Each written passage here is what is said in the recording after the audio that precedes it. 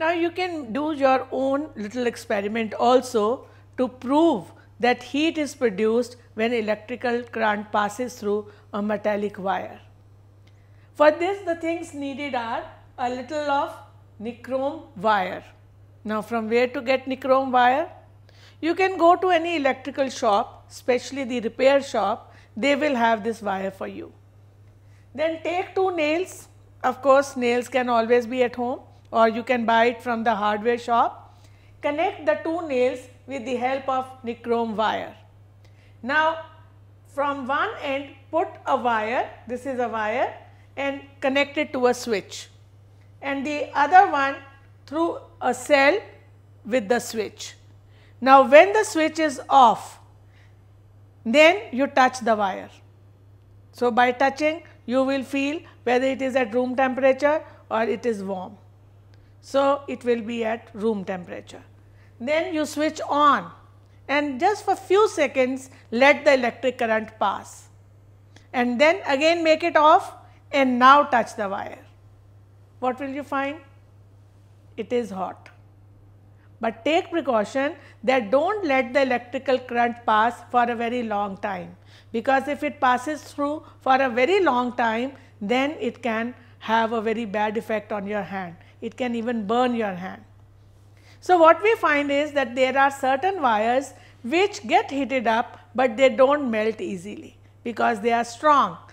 So one condition was the material. So if the material is strong, it will not get very heated up and it will not melt.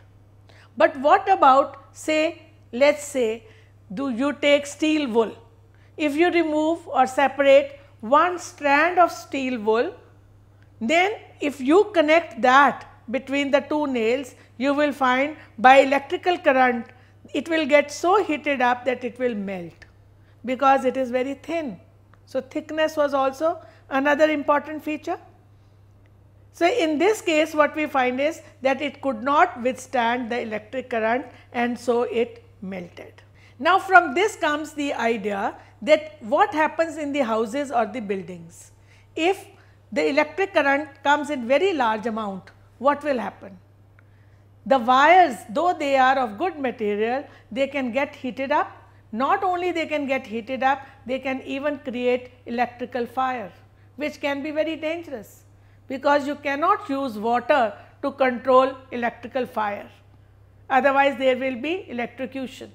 What you can do is you have to throw sand in such a case. So what is the way out? In every house or building there is a fuse box. Do you have a fuse box in your house? Why is it there? Actually, fuse box is a safety device. Now in the fuse box, the wire that is used is quite thin. It is not used thick wire. Why?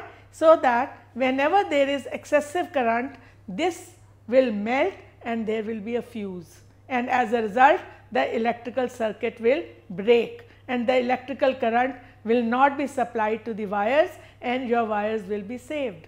It is something like safety valve of a pressure cooker. The safety valve, when there is lot of steam produced, then the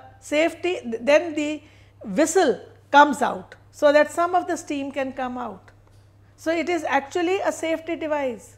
Here also the fuse box act as a safety device. If the current is too much, the wire will fuse.